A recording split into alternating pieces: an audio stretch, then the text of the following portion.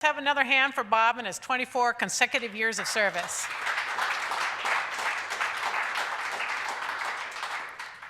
So one of the other things Bob initiated was the little minerals that we give to the, well, we have been giving, I think we dropped off for a little while, but we give to the speakers.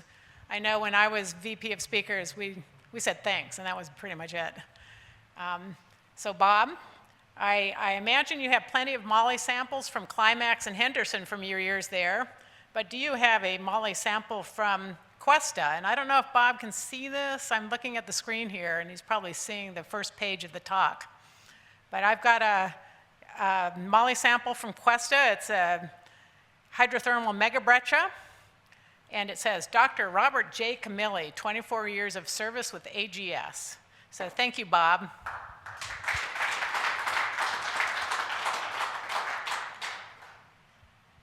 All right, and now to introduce another VP of speakers who I'm pretty sure has no intention of going after Bob's record, Phil Perthree.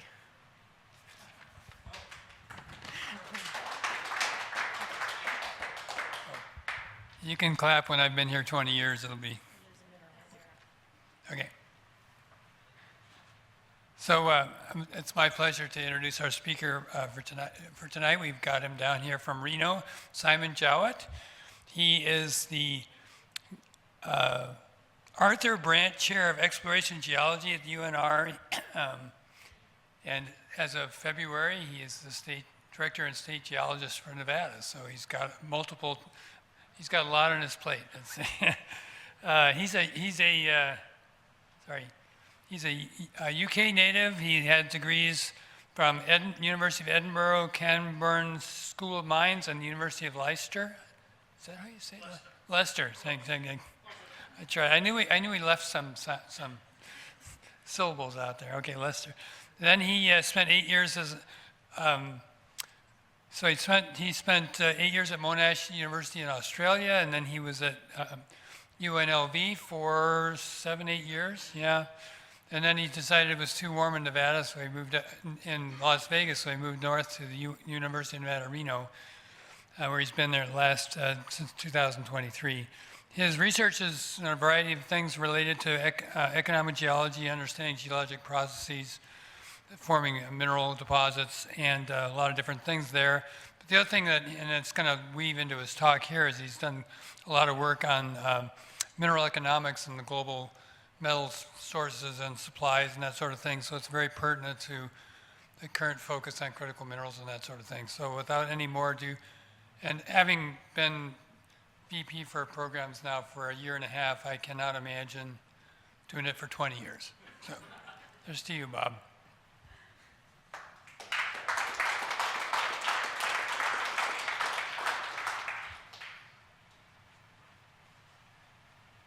You know how the controls work? Yep. Let's go back. I guess everybody can hear me okay. Yep, perfect. Okay, so yeah, I'm going to be talking a bit today about what people are calling pre-competitive geoscience data, and I'll talk about exactly what it is. But before and lessons to be learned for the US and how we can essentially catch up with some other countries who are doing things perhaps a little better than us in terms of providing data for mineral exploration, to de-risk exploration, and so on. But before I kind of go into maybe the future, I just wanted to start off in the past and have a look at Agricola. So here we have a woodcut of exploration in the 1550s using dowsing, and I think we've got a little bit more advanced than this. But certainly I think that nay, if I understand anything, greater wealth now lies hidden beneath the ground, and the mountainous parts of your territory than is visible and apparent above ground still applies to the US in a number of different ways, but even after a significant amount of exploration success here and globally. But one of the questions is, how do we know where to look?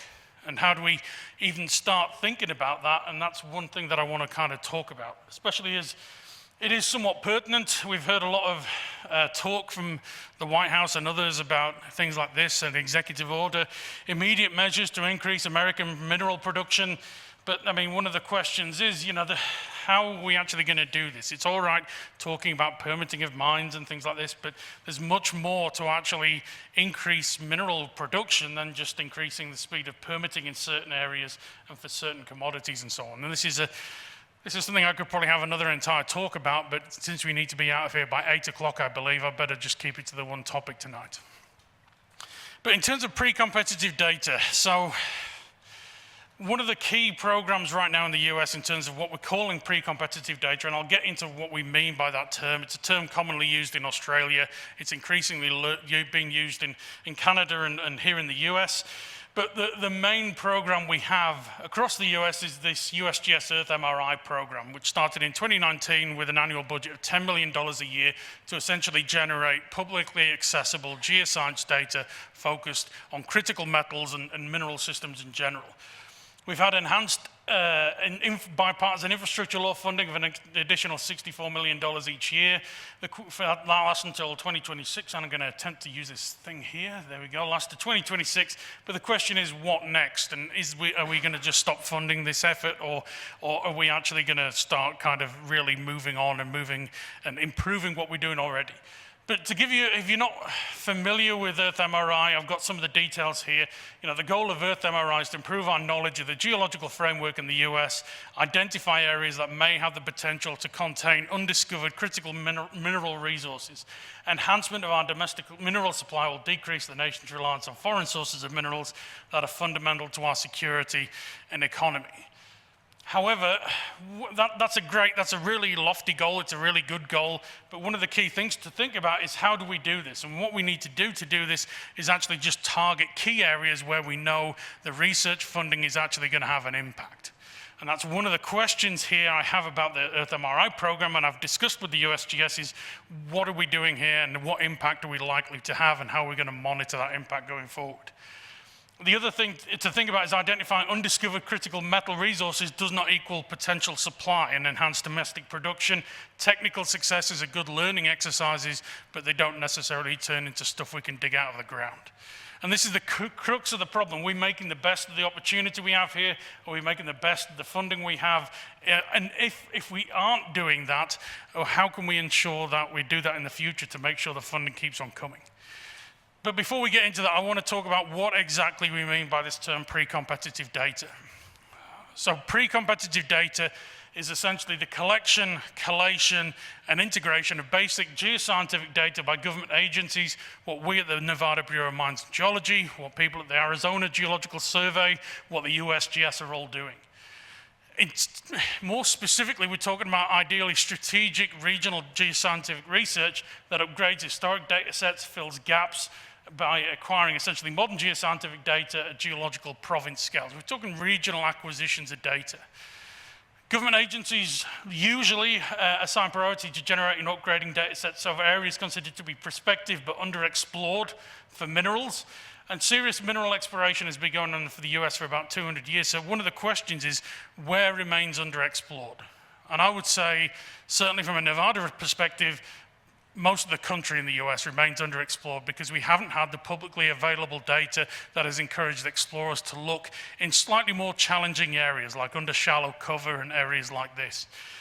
If we look at Nevada, 50% of our surface geology consists of quaternary alluvial deposits. There's more barren cover like lake volcanics over prospective geologies. One of the questions going back to Agricola almost is what lies beneath this? And how can we encourage companies to think about what lies underneath that kind of shallow cover in more challenging environments where prospective units are not necessarily exposed? Have we systematically explored everywhere? And I would say not. And I would argue that this lack of pre-competitive geological, geophysical, and geochemical data to see through, for example, barren cover, means that 50% of the silver state is semi-unattractive for exploration.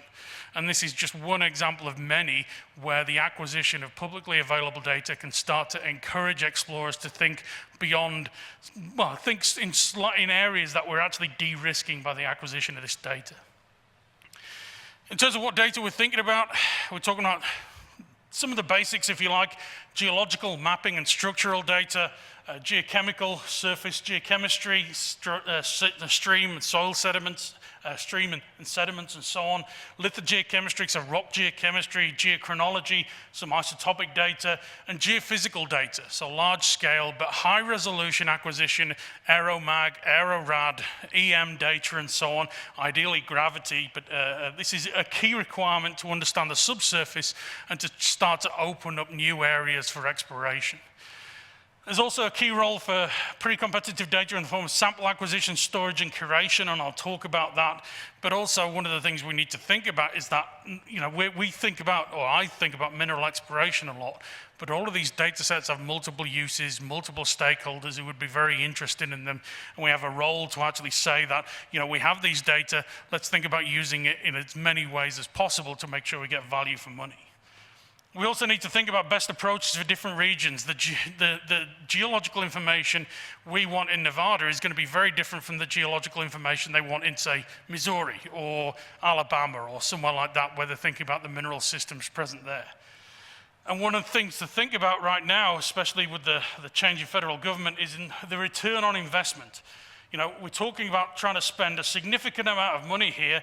What are we going to get in terms of return? What's the return in investment of these data? And I'll go through a few case studies globally where we can see the return on investment, if they're thinking about the financial side, is demonstrably high. And there's a strong case for expanding what we're already doing in terms of US pre-competitive data acquisition, especially as if you actually speak to people at the USGS, they'll admit we're years behind countries like Australia and Canada in terms of acquiring and distributing these data. So one thing to think about is, okay, we can talk about what we need to do in the US, but why don't we have a look at other countries? So I've talked about Australia and Canada. I'm going to show a few Australian examples here.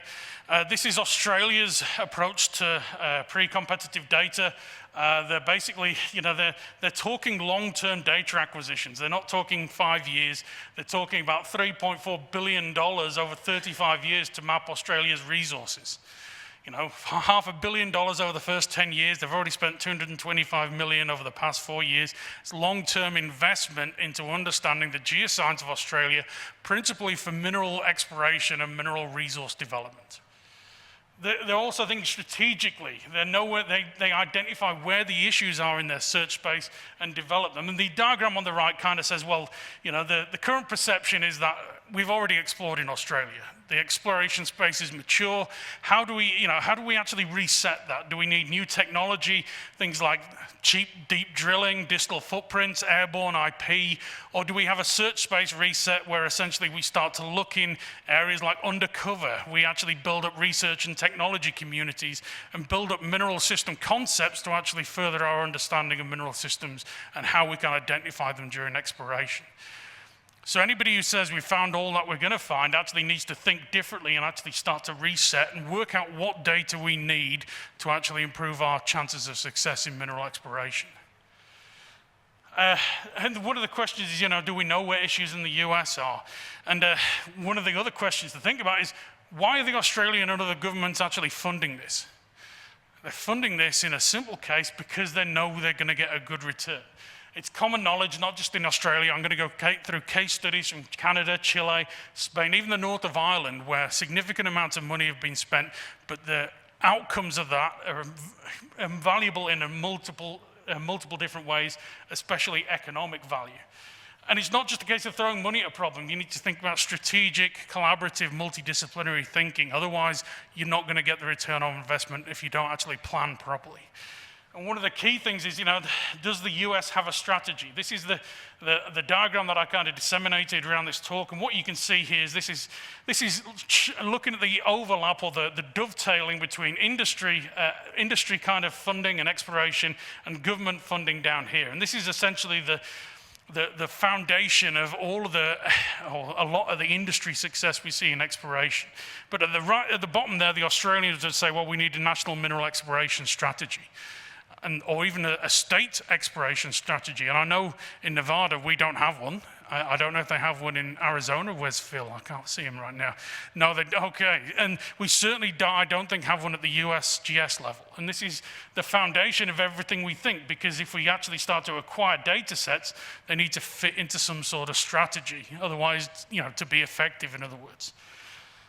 And one thing to think about is how effective the Australians have been. This is a survey done in 2023 that looked at pre-competitive geoscience data and analysis in Australia in 2021 and 2022. Basically, what you're looking at there is you're spending $71 million, and the value add is getting on for $76 billion to the Australian economy. So we got, in terms of the actual geoscience and data and analysis production, the government spend is $71 million, 432 jobs. That's just in the acquisition of the pre-competitive data. Exploration, the outcomes of that is $5.5 billion spent by companies in exploration, 25,000 jobs.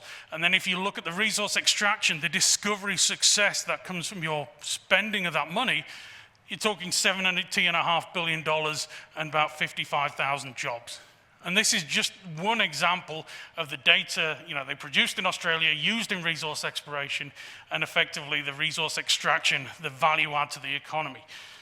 These estimates are also only conservative, and this is a short time scale. So it only considers minerals, oil and gas, doesn't consider things like national and economic security issues in terms of how, the economic security of the Australian economy in terms of keeping on producing resources that the world needs. We can also look at discoveries underpinned by pre-competitive geoscience. So this is looking at, we've got just a list of countries on the left there. We've got the deposits, the commodities, the tier, so the size, tier 1 being the best, mineral systems, depth.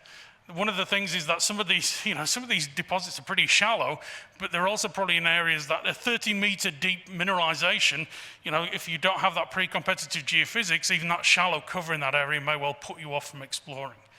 We've got things like Oak Dam and a significant IOCG system, a couple of deposits in Canada, China, Finland, and so on.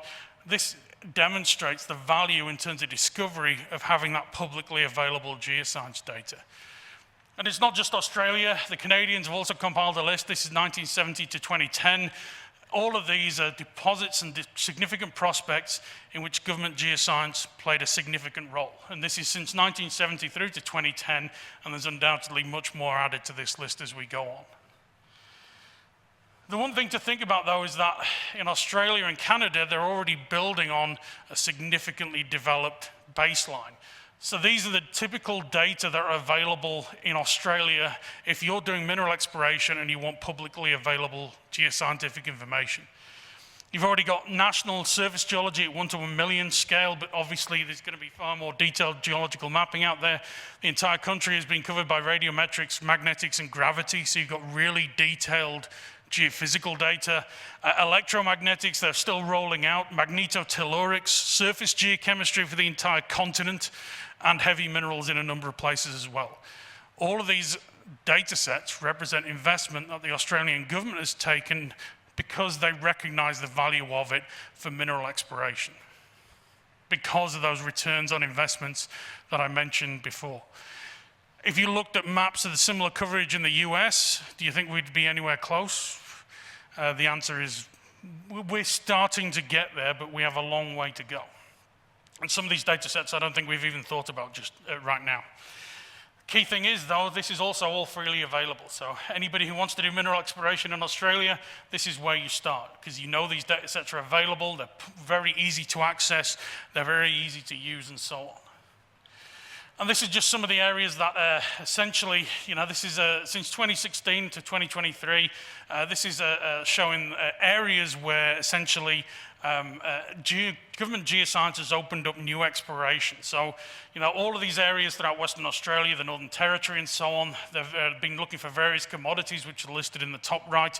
But in summary, you've got 168 companies, nearly 1,283 tenements in the Australian system, and an area that was basically leased or used for exploration larger than California, all based on this pre-competitive data and the availability of it. This is the kind of national scale level. If we look at specific projects that the Australian government identified as being really useful for generating data useful for mineral exploration in certain areas. So they had a mineral potential mapper project, which covered the country, a salt lake study looking at specific salt lakes for potential extraction of lithium and so on, and then the specific region in the northeast Yilgarn Craton looking at essentially nickel, gold, and so on. The investment was a total investment of US $30 million, but the return on investment is between 962 and 2.4 billion. And these data also don't go away. They don't have a time lapse. They don't expire. They're going to be available for use for decades as a fundamental basis for starting off thinking about mineral exploration. So in other words, for every dollar the Australian government invests in these projects, the net benefit is at least $15, potentially as much as $157. If you're part of the federal government and you're thinking about returns on investment and things like this, then these are the kinds of numbers that you might want to think about if you think the programs like Earth MRI are worth supporting. And this is one example. There are multiple examples, and these data, because they don't go away, because if they're curated well, they're available for a long period of time, they have long-term use, and the return on investment will only likely increase. That's the Australian version. This is looking at essentially, this is slightly older data from Ontario, looking at essentially Ontario Geological Survey spending of $2.2 million. This is like basically where some of these data are announced and released. This is looking at claims in Ontario. So we have a survey start, data release, data release, data release. And you can see the number of claims increases significantly potentially as a result of that release of data and the generation of pre-competitive information in Ontario. And there's other specific surveys. So this is looking at, it's not just the data, it's things like sample curation and use. If we look at South Australian pre-competitive data, in other words, they reckon the South Australian Geological Survey has public data with a replacement value of more than $7.5 million. So the other part of this is when we generate these data, we need to look after it, curate it, and make sure it's publicly accessible for a long period of time. In Australia, they've actually linked these data with some of the significant discoveries in South Australia at recent times.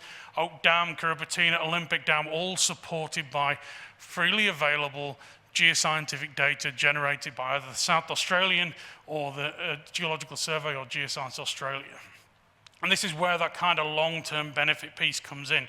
The return on investment may not appear for 10 years, because if we go from discovery to production, that lifespan is about 10 years anyway in the mining industry, if not longer. So one of the things we need to think about is the return on investment on the long term.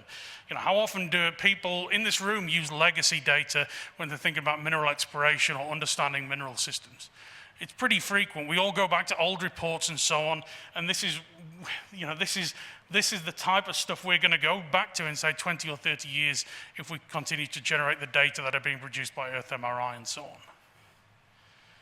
It's not just geophysics. Geological mapping is a really important piece of pre-competitive data. The Magna plan in Spain, basically the mapping of Spain at 1 to 50,000 scale. The use of geological mapping is not just by people doing mineral exploration, but also by a wide variety of different stakeholders.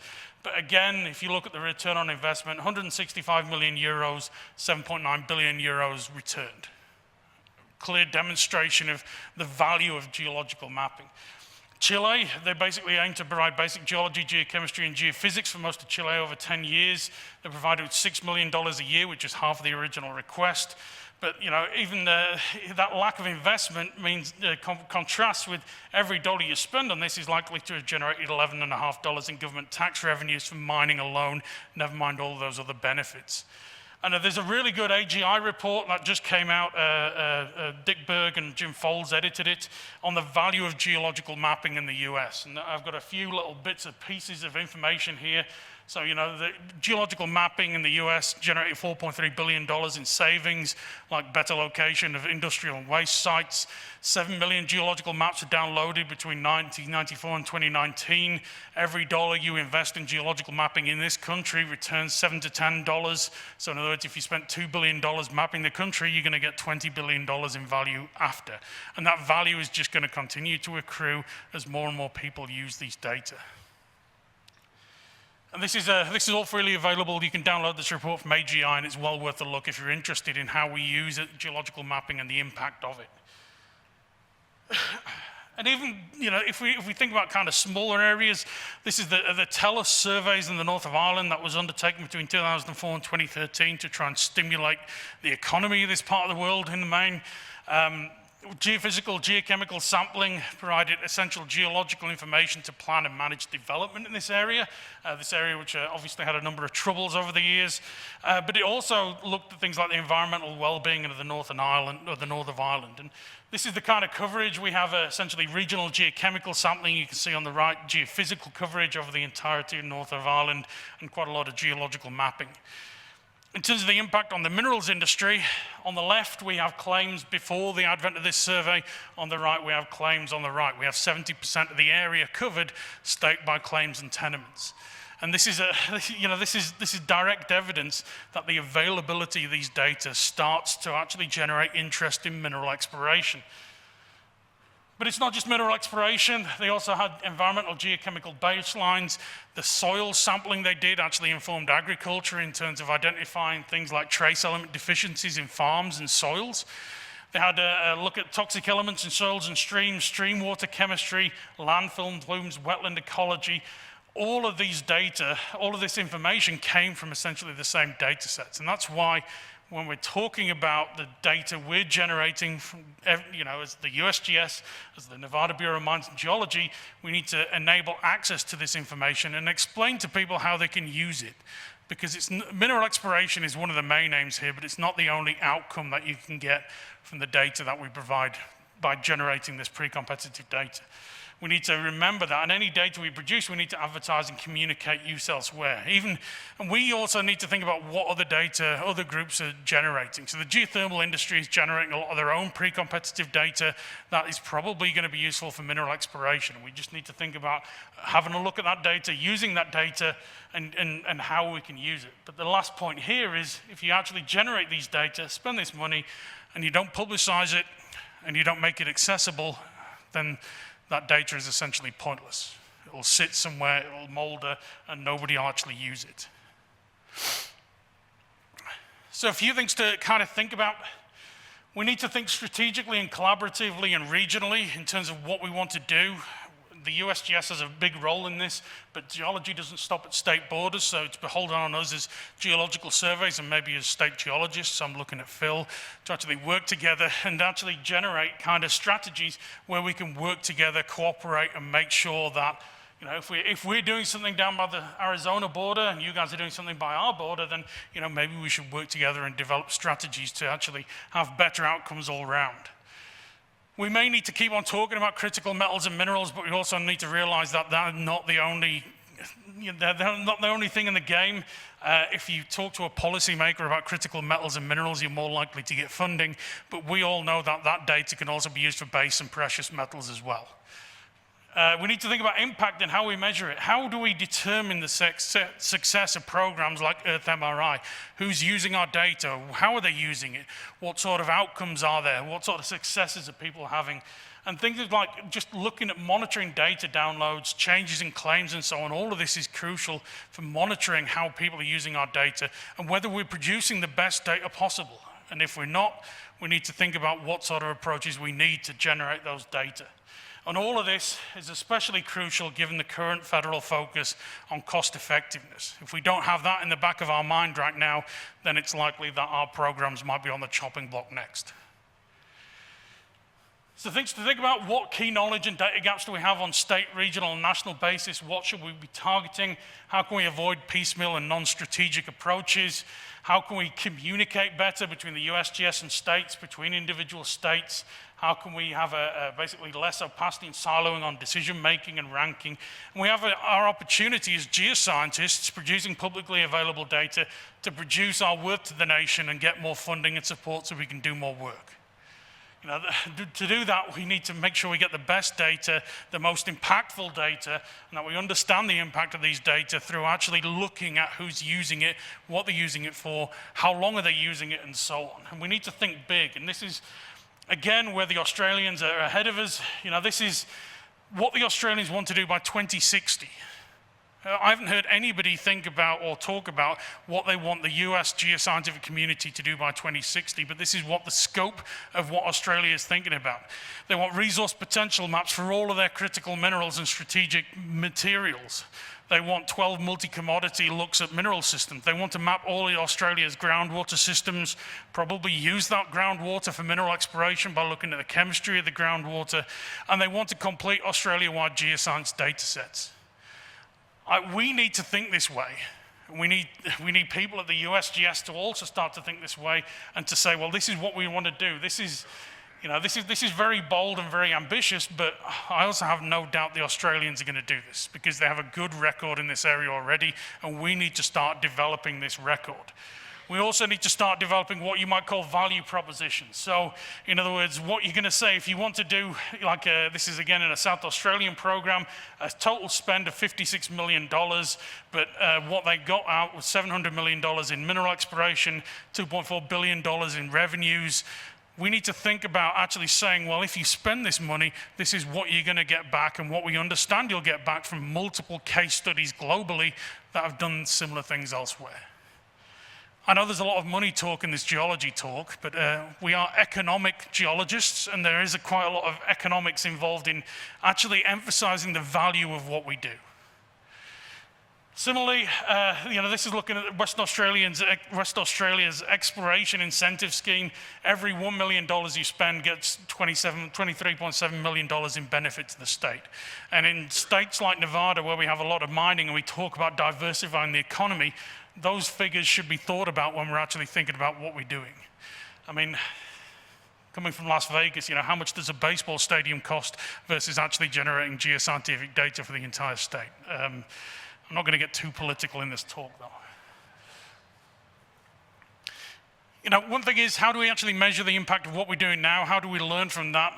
We ask industry, not just mining, but other industries, other government sectors. We measure engagement. We need to do an impact assessment. That impact assessment may take time to work out, but if we don't understand what the impact of what we're doing is, then why are we doing it in the first place? Return on investment is not just dollars, but we need to document who's using it, what outcomes there are, and use that to expand programs and target specific areas for data acquisition. And we can't operate in isolation. We need to remove siloing.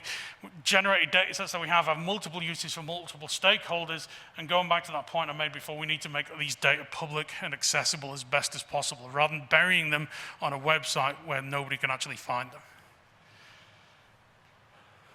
What's in it for the government? Outstanding, there's multiple good reasons this presentation, but we do need to make this case more effectively at numerous levels. Impact, return on investment. We need to speak the language that policymakers understand. If you try talking geology to policymakers, it doesn't often go down well, or at least certain policymakers. Other people in this room may have had more success than me, but certainly getting legislators to understand what a porphyry copper system is kind of challenging at times. We need to have clear arguments against industry should pay for this, which is often a government response when they're talking about stuff that's going to benefit industry. You could argue the same for far greater Department of Energy spending. We've seen the Department of Energy spend billions of dollars, but one of the questions is, well, why didn't the industries they're working with pay for that? Why is it always mining that gets kind of labeled with, well, industry should pay for this in a number of ways? And case studies and success stories are great, but how are we changing critical metal supply for the better? How are we benefiting stakeholders? How are we increasing minerals activity, minerals industry activity in the areas we're working in? Without demonstrating the value of our data in these multiple ways, it's going to always be challenging to get policymakers to agree to support what we're doing now and what we're doing in the future. And there's never any guarantees with policymakers. That's always one thing to think about. There's also scope for public-private partnerships. We've seen this in other countries. We've seen bits and pieces of this here in the USGS. So the USGS Earth MRI has some potential for doing public-private partnerships, for expanding things like geophysical coverage.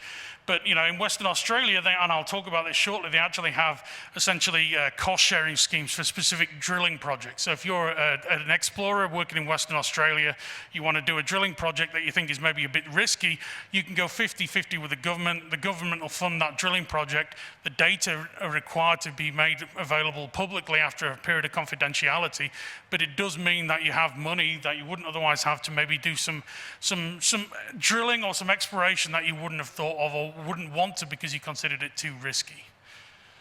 Sample curation and retention is also key. We need to make sure we actually keep the samples we're requiring, make them publicly accessible, and make the best use of those data, because those samples that we get from drilling that actually end up in, say, state hands or core repositories, all of those can be used for the next 100 years if they're curated well, and they can certainly significantly be used in exploration and discovery.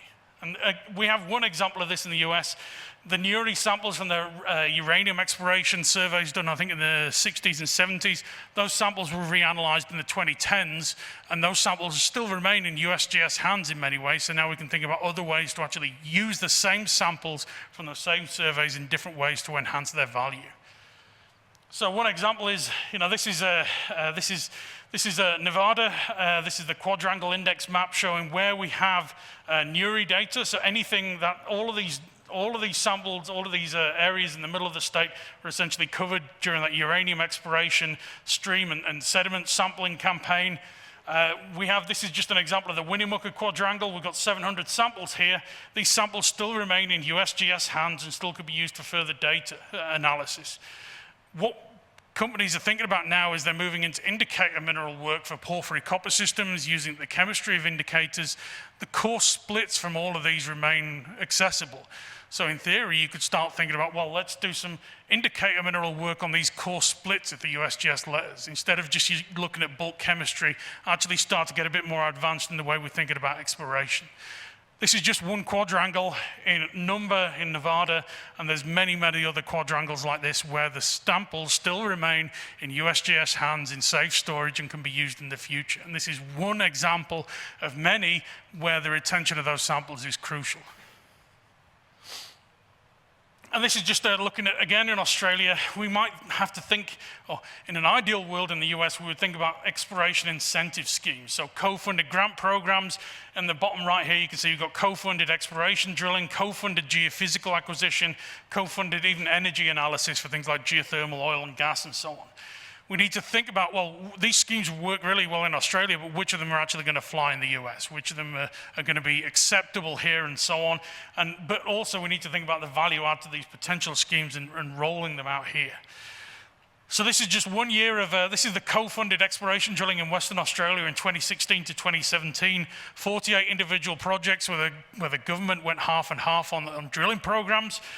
You can see a lot of these are all sorts of different commodities. There's a lot of larger companies, but also down the bottom there, 41 through to 48 is individual prospectors. So this can actually benefit people operating all sorts of different scales, not just big companies, but people down to individual prospectors looking at certain targets and so on. And this is just one example. This is Independence Group. They wanted to drill 2 diamond drill holes for a total depth of 1.5 kilometers, looking at a magnetic anomaly. These are the data they got. This is all publicly available from this co-funded project after a couple of years. Drilling report for the Patterson granite carapace. The eventual outcome was, the anomalies they were seeing are now known to reflect magmatic processes in the Pluton. No further exploration for copper-based metals or precious metals is warranted. It's a negative outcome, but it's a negative outcome that wouldn't have been discovered without this exploration. So this could have been on their books for God knows how long, and they wouldn't have tested it because they thought it was too risky. This is de-risking that sort of exploration by providing government support for it and providing the data after a period of confidentiality to the public so somebody else can come along and say, well, actually, I thought about this mineral system differently. This is of interest to us. And these are just a few examples of the data that typically come out. You get a report, location maps, geology maps, exploration activities, drilling data, core photos, thin sections, all of this information after that period of confidentiality becomes available permanently. So anybody can come along and look at these data and actually start to think, well, what do we think of these data? You know, independent script didn't like them. Maybe we're looking for a different commodity that has different signatures, different outcomes.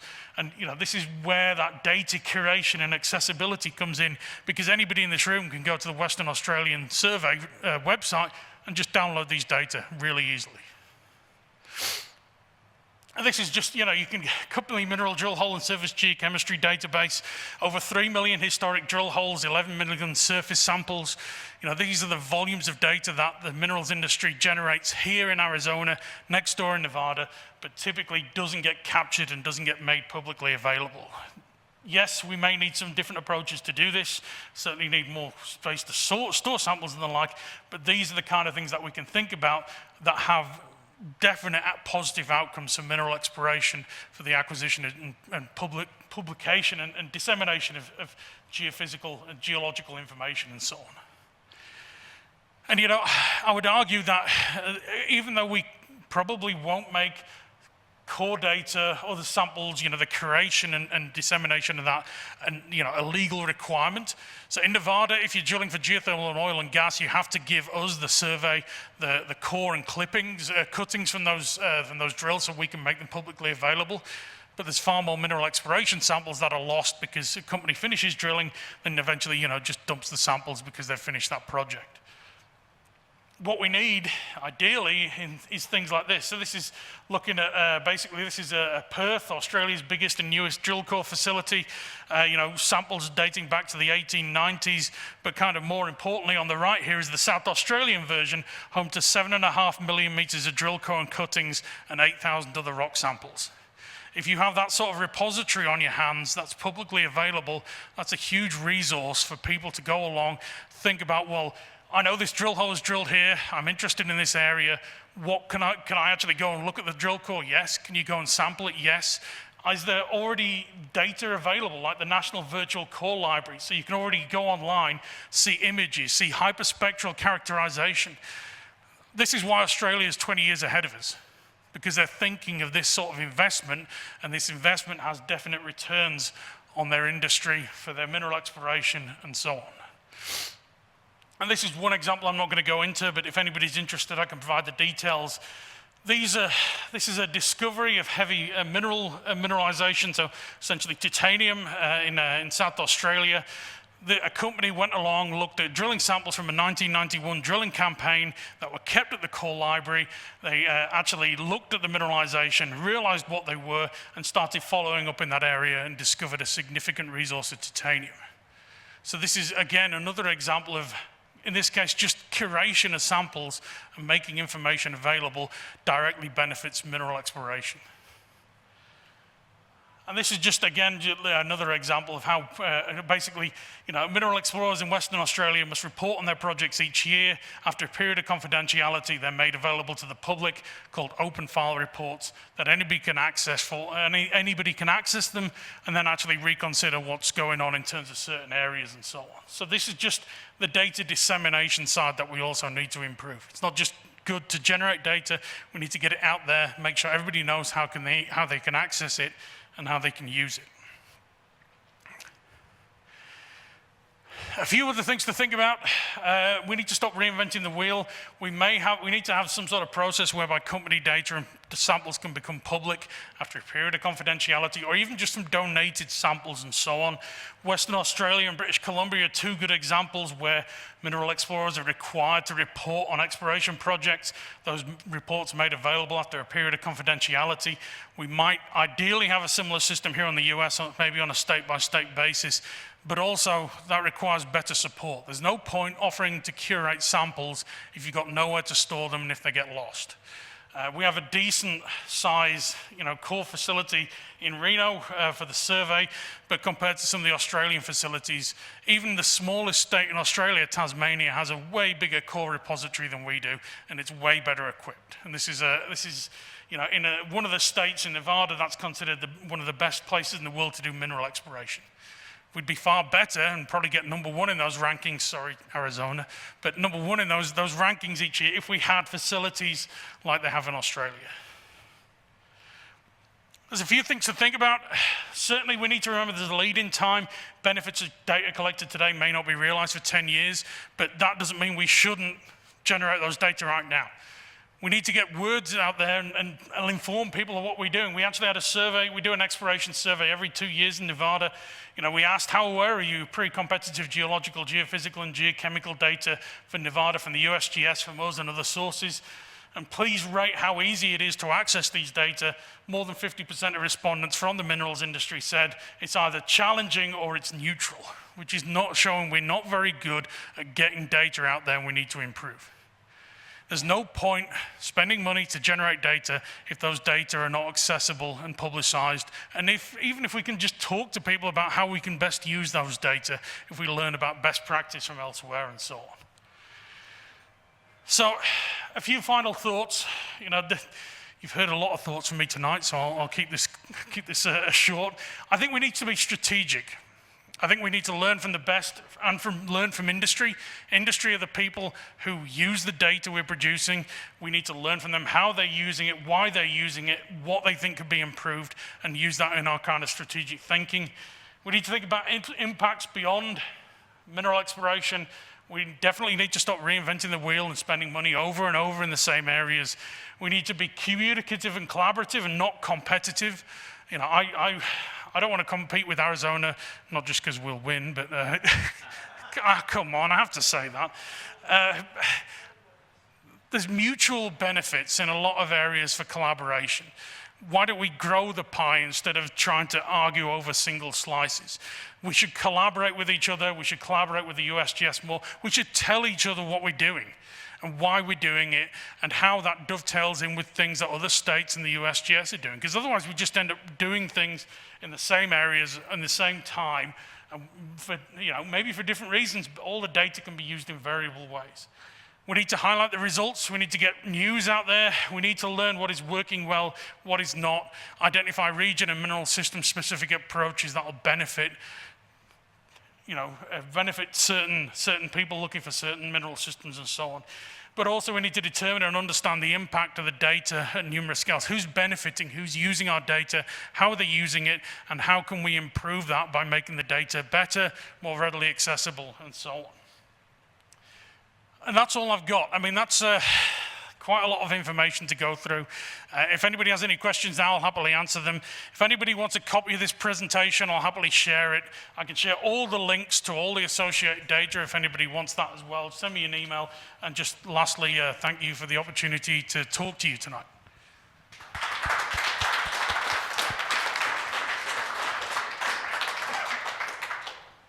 Thank you very much, Simon. I've got a microphone here. I'm going to pass it around for those who want to ask you questions so everybody can hear. A couple things in defense of the U.S. The problems we have here are a lot worse than Australia in terms of exploration. We have probably some of the most restrictive mining laws in the world and environmental laws. And if you've only got $64 million to spend on this, and you talk about not wanting to reinvent the wheel, then we need to take a look at the NURI program, which I was very much involved in back in the 70s. And most of that data has never been digitized. And now you're talking about reanalyzing the samples, but we analyzed those samples before, and there's published maps and data. In fact, I have a lot of it in my basement in paper copies, since it's going to all go into the trash because nobody wants it. So we're reinventing the wheel, and maybe what we need to focus on, instead of trying to do a global whole US, like they did in the NURI days, because we have geophysics, samples, everything, maybe we need to focus in on those areas that are available for mining and not areas like trying to do an analysis on Yellowstone National Park. We need to focus, because we only have a few years probably, and if the political situation changes, everybody hates mining again, everything's down in the toilet bowl again. So I've got a couple of responses to that. In terms of the environmental and other challenges to mining, sure, they're big here, but they're pretty big in Australia, and then you throw in native title and stuff like that, and there's a huge range of challenges in Australia as well. Just to say the challenges are here and not there is a bit of a misnomer. And if you look at the permitting times in Nevada, we had a conversation, the AASG, the Association of American State Geologists, and the BLM, and us, and our Division of Minerals, and permitting times in the state are basically anything from 1 to 2 years. So we're actually getting things through pretty quickly, and that's why we're ranked as one of the best places to look. It depends where you are, though. Well, That's it does, why- but you can say that everywhere with respect. No, I'm not trying to fight Australia here. I'm trying to say that if we have limited funds and we have a limited time before the political environment changes, we need to focus on those areas and get data on those areas that are going to be more receptive to mining, such as Nevada. Well, that's where the strategy comes in, and I entirely agree. I'd like more money to come to Nevada than, say, go to Maine or somewhere like that, where you can't have a metal mine greater in extent than 3 acres. So there is that, but the USGS also, if they start shoving all the money to Nevada and Arizona, they'll probably have complaints from other states over in the east and so on. So maybe some of that money also needs to be spent on digitizing some of the NURI programs so that we aren't reinventing the wheel and using some of the old geologic maps done. Mapping skills haven't changed that much. The maps are still going to be good. The geochemical samples are still good. We need to use those. Well, we are doing that as well. So we have a huge, we're spending probably around $600,000, well, $300,000 a year on digitizing information we have in the state, which is partly funded by the federal government, partly funded by us. But there's an awful lot of information to digitize and to make available, and that's part of the challenge. There's only a certain amount of people, only a certain amount of time, and we can't get through everything. But I think the NURI data have been reanalyzed, and I have a student working on those data right now because they've been made available by the USGS. But what I'm saying is we've had further advances in terms of indicator minerals, which may come out in the core separates that haven't really been looked at. So, but unless people know those samples are available, and they're still in the USGS stores, then people won't know what possibilities there are. So it's that dissemination of information. Yeah, but what about the maps and things that were published back in the 70s and 80s? Those need to be digitized.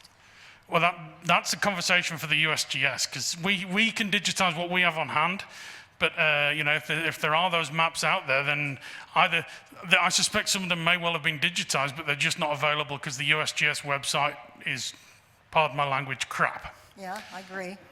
Totally agree. But the data we're out there, the paper copies, I have some in my basement. If you want them, you can have them. I've got whole reports. Is it for Nevada or Arizona? I'm actually from Colorado. Well, I think that's the... But I have Arizona, I have New Mexico, I have some Nevada. Thanks for the great talk. You raised some critical things. I talked to John Dillis, maybe you know him from Oregon State, and he was talking about the structure of retaining data and making data public in Australia is vastly different than here. The 1872 mining law is perhaps an impediment to this, because if you have post-confidentiality, what actually happens to that information, and what happens to the companies that generated that information? What's the impact on 1872 mining law and the mentality of miners in general?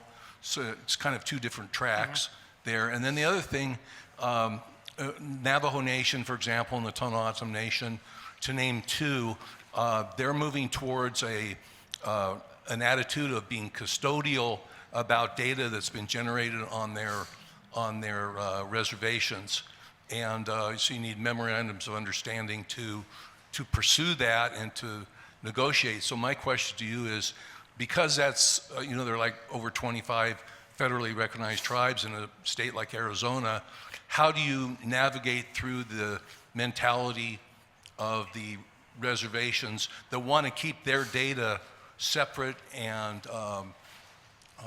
special to their own purposes? Excuse me. That's a difficult question. I'm not sure I have the time. I mean, we've got to be out of here by 8, so I've got 35 minutes that I could probably answer that in. But I think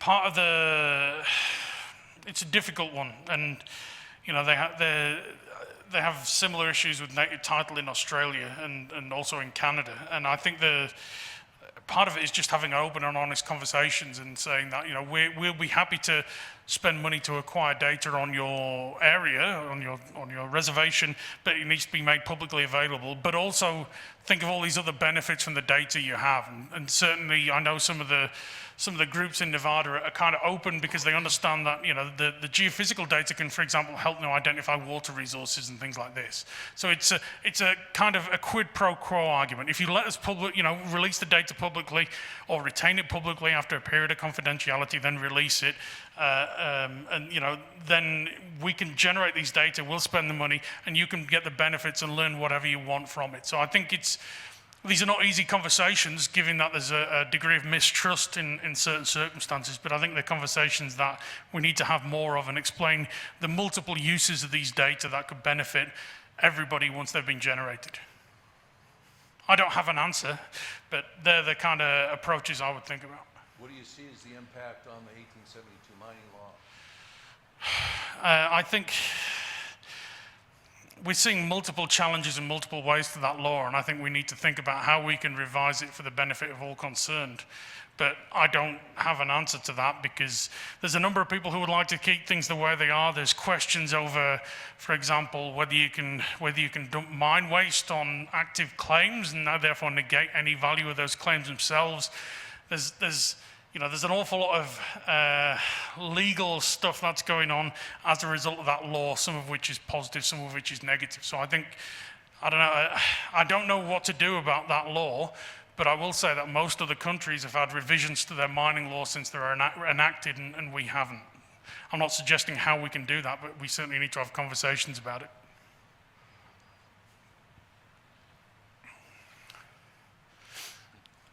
Thank you very much for the talk.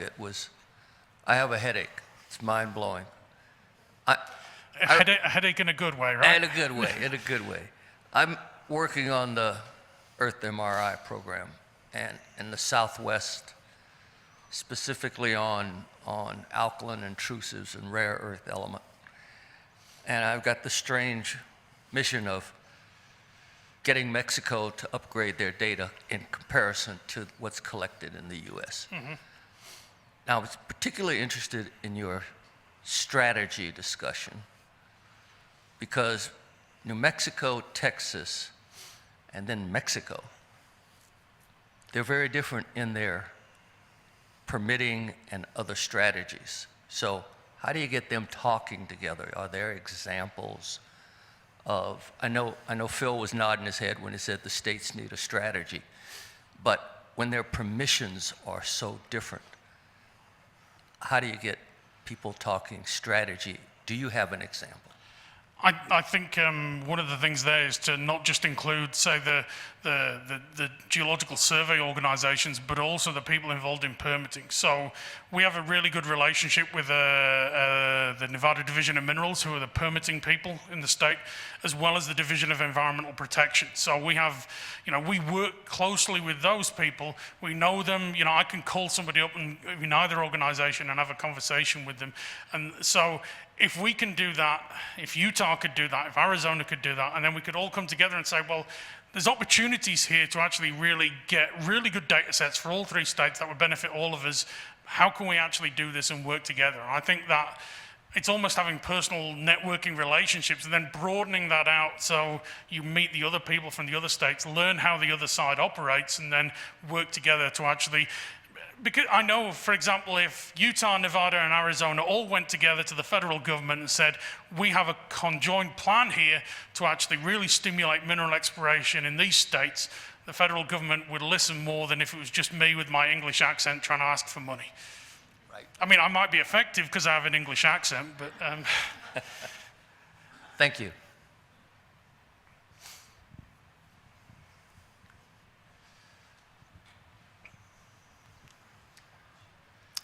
So most of the examples you shared of like widespread regional compilations of geologic data were geophysics, geochemistry, geologic mapping, but are there any good examples of like compilations of alteration data?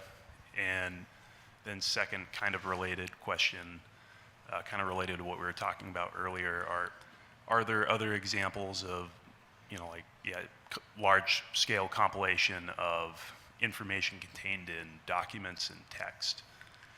And I guess like one example I'm thinking about is, in the old reports, there'll be tons of mentions of mineral occurrences and whatnot. It'd be amazing if those were somehow able to get digitized. I mean, in terms of the digitization of things, there are moves to do that through what's called NGGDPP. I can't remember what the acronym means. The data preservation program the USGS runs, and there has been some increased funding for that, and certainly we've been digitizing a lot of our mining district files and any documentation we have, but there's a long way to go. And we digitize things like drill logs and so on. But there's a lot of information out there. Some of that information is buried in people's basements. I mean, we have a number of examples of that where, we actually tried to acquire some data that we knew would be very useful from a Geological Society Nevada member who passed away. But we were outbid by private industry, so that's now in private hands.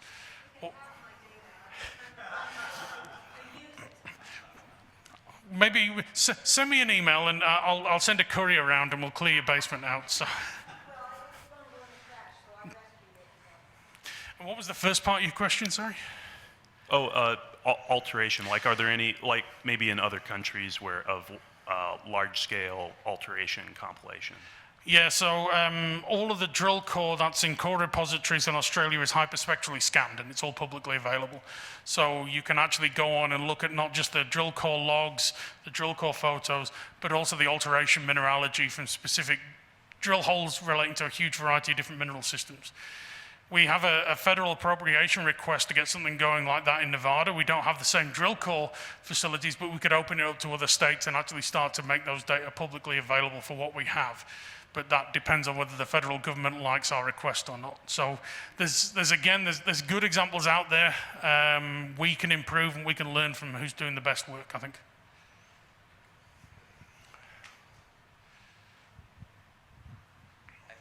Actually, I just wanted to answer the question. There is an alteration study online from the USGS, Belial Mars, of basin and rain alteration types related to porphyry copper mineralization.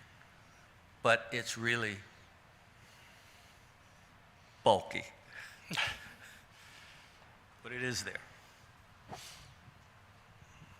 Thank you for that fascinating talk.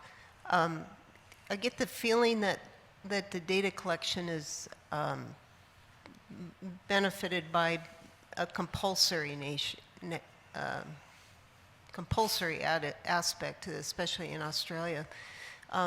That compulsory part gets our backs up here.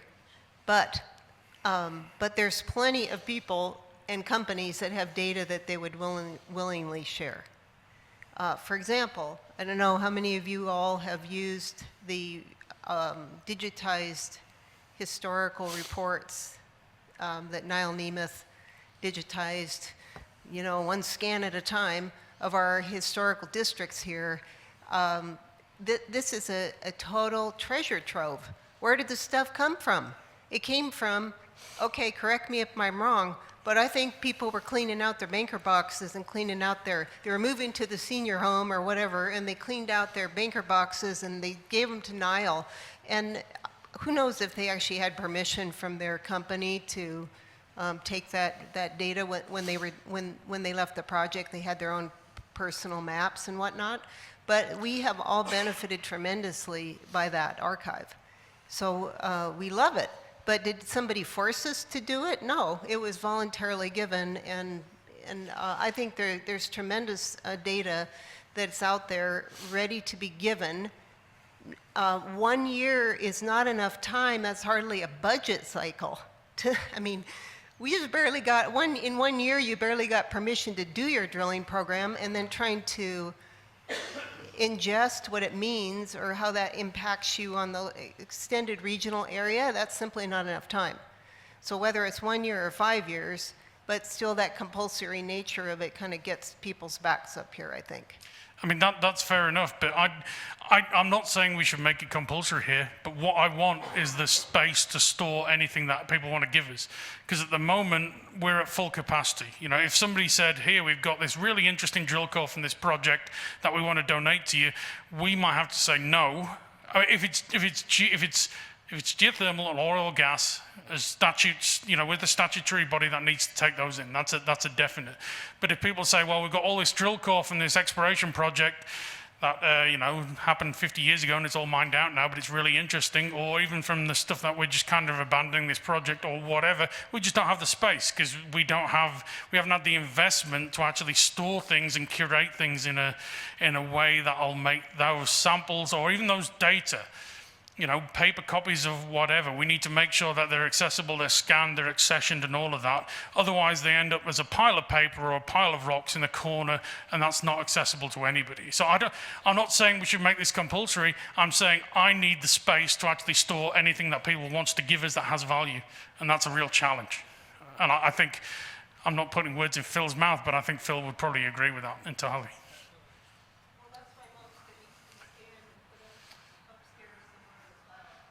I mean, yeah, but if Freeport offered you half of their drill core collection, what would you say? Sorry, can't take it in. Great presentation. We're #1 in copper down here, but Nevada is the #1 minerals producing state in the nation. I guess as the state geologist, my question is, as an industry, what's our best approach to the legislature? And I guess what's your pitch to the state legislature down in Carson City? And then with the mining companies, how can we as an industry help? And then the other question, second part of that is what's the legislature's current reception on that?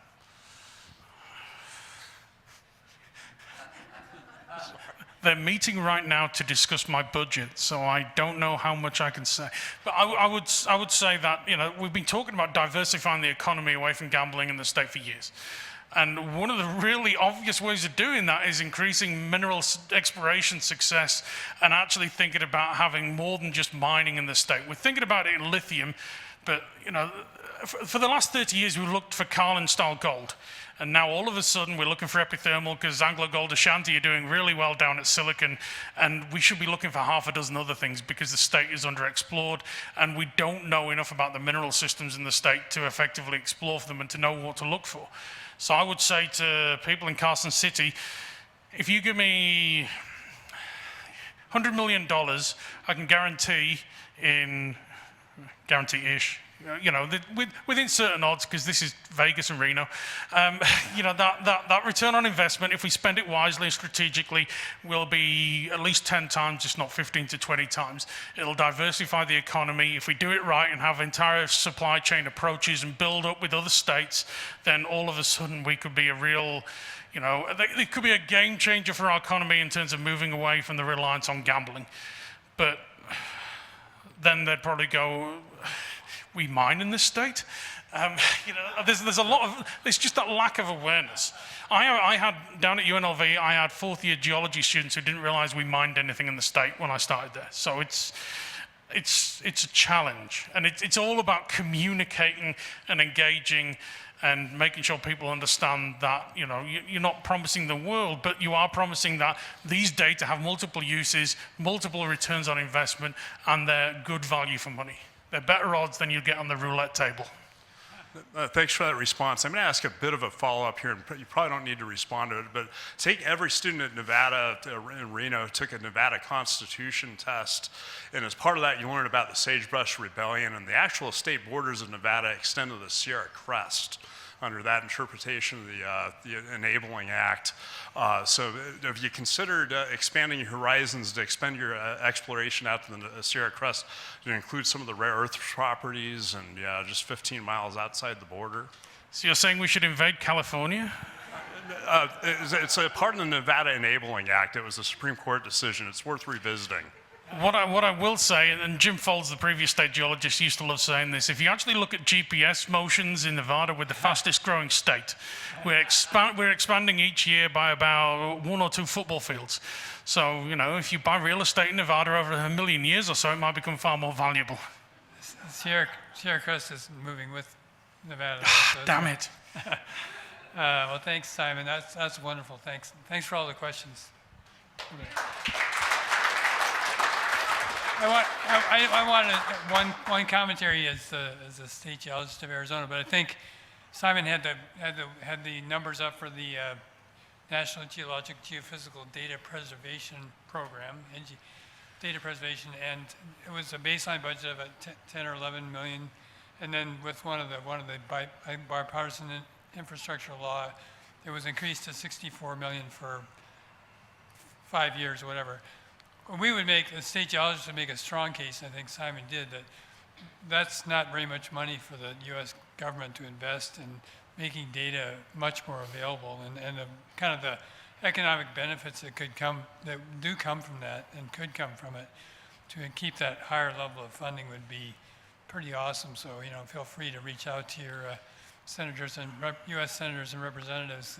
State geologists are always pushing for the data preservation program to be funded at a higher level than it has been. Because, you know, $10 million U.S.